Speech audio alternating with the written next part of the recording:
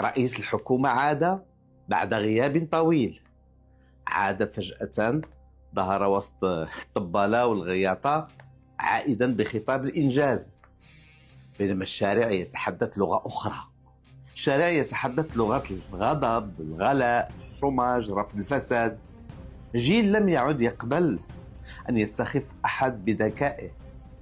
اليوم لن نروي قصة، سنفتح ملف آلة سياسية تشتغل بالنهار لتمحو ما خطته بالليل. تريد أن تقنع المغاربة بما لم يروه من إنجازات على أرض الواقع.